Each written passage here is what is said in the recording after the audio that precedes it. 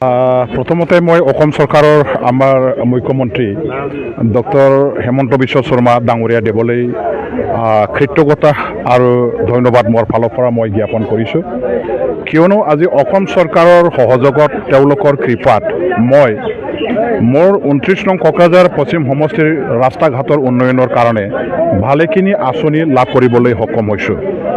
আজি আমি এটা দিন ধাৰ্য দিন ঠিক কৰি পেলাই আমাৰ শক্তি আশ্ৰমৰ পৰা আৰম্ভ কৰি ভাওৰাগুৰিলৈকে যোৱা যিটো শ্বৰ্টকাট ৰাস্তা, যিটো ৰাস্তাটো নেকি আমাৰ গোসাইগাঁও সাব ডিভিজনৰ সকলো শ্ৰেণীৰ নাগৰিকে ব্যৱহাৰ কৰে। আমাৰ ৰাস্তাটো খুব দৰকাৰী এটা ৰাস্তা বুলি আমি সকলোৱে জানো, কিন্তু এই ৰাস্তাৰ অৱস্থা যথেষ্ট শোচনীয় আছিলে আৰু ৰাস্তাটো সৰু হোৱাৰ কাৰণে যান বাহন অহা যোৱা কৰাৰ বেলেখাত আৰু যিসকলে ৰাস্তা দি এই ৰাস্তাটো ব্যৱহাৰ কৰি পেলাই সদায় তেওঁলোকে দৈনন্দিন নিজৰ জীৱনৰ কাৰণে বিভিন্ন কামত ব্যস্ততা থাকিব লগা হ'ল, এই মানুহবিলাকে যথেষ্ট কষ্ট পাইছিলে। ৰাস্তা যিহেতু সৰু হয় আৰু সৰু ৰাস্তা হোৱাৰ কাৰণে মাজে সময়ে তায়ে এইবিলাক সঘনে এক্সিডেণ্টবিলাক হৈ থকাটো আমি জ্ঞাত। গতিকে এই ৰাস্তাৰ উন্নতিৰ কাৰণে, ৰাস্তাৰ উন্নত হোৱাৰ কাৰণে মানুহবিলাকে আগৰ পৰাই দাবী দাৱা মোৰ ওচৰত কৰি আহিছিলে। ময়ো সময় সুযোগ অসম চৰকাৰৰ ফালৰ পৰা আদায় কৰিবৰ কাৰণে যথেষ্ট চেষ্টা চলালোঁ আৰু আহি এই বছৰ মই সঁচাকৈ মুখ্যমন্ত্ৰী ডাঙৰীয়াদেৱৰ কৃপাত আমাৰ শক্তি আশ্ৰমৰ পৰা বাউৰাগুৰিলৈকে এই যোৱা ৰাস্তাটো উন্নত কৰিবৰ কাৰণে এটা আঁচনি লাভ কৰিব পাৰিছোঁ।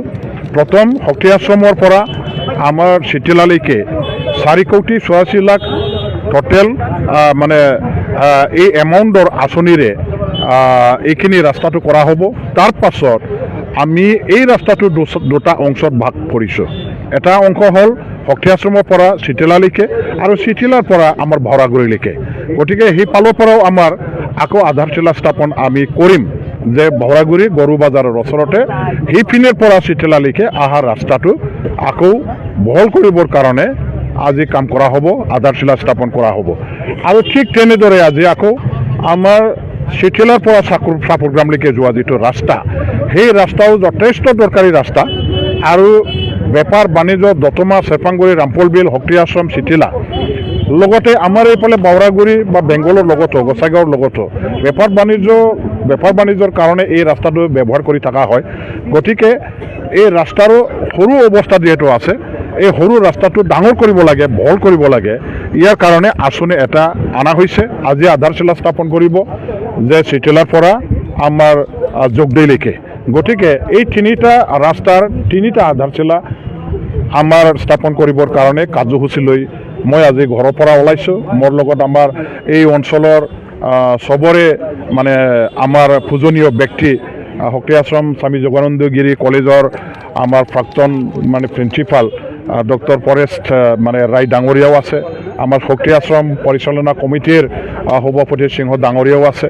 মোৰ দলৰ বিভিন্ন পৰ্যায়ৰ নেতা কৰ্মীসকলেও আছে। শক্তি আশ্ৰম অঞ্চলৰ যিসকলৰ উন্নয়নকামী ৰাইজ সমাজকৰ্মী ব্যক্তিসকল আছে, তেখেতসকলেও সহযোগ আগবঢ়াইছে। গতিকে মই ভাবোঁ এই ৰাস্তাটো হোৱাত চবেই নিশ্চয় সুখী হৈছে আৰু এই ৰাস্তাটো হ'লে চবৰ কাৰণে যিহেতু ভাল হ'ব। ইয়াত জাতি ধৰ্ম দল সংগঠনৰ কথা নাই, অঞ্চলৰ উন্নয়নত চবে সহযোগ আগবঢ়াব লাগে, চবে উন্নয়নটো আমি গ্ৰহণ কৰিব লাগিব আৰু উন্নয়নৰ কাৰণে আমি ঐক্যবদ্ধভাৱে কাম কৰিবৰ কাৰণে ওলাই আহিব লাগে। গতিকে আজি এই অঞ্চলৰ ৰাইজে যিহেতু সহযোগ আগবঢ়াইছে, মই তেখেতসকলক ধন্যবাদ জ্ঞাপন কৰিছোঁ। এই ৰাস্তা চবৰ কাৰণে উপকাৰী ৰাস্তা হ'ব, চবৰ কাৰণে লাভজনক ৰাস্তা হ'ব, যোগাযোগৰ কাৰণে খুব ভাল এটা ৰাস্তা হ'ব। গতিকে এই ৰাস্তাটো নিৰ্মাণ কৰিবলৈ মই যে আঁচনি হিচাপে দিব পাৰিছোঁ, ইয়াৰ কাৰণে মই নিজকে ভাগ্যৱান এজন ব্যক্তি বুলি ধৰি লৈছোঁ আৰু ৰাইজৰ দাবী দাৱা পূৰণ কৰিব পাৰিলে আমাৰ বিধায়কসকলৰ মনত আমি শান্তি লাভ কৰিব পাৰোঁ। এইখিনি কাম কৰি পেলাই মই যথেষ্ট ভাল পাইছোঁ। মই এইখিনিকে ক'ব খোজোঁ।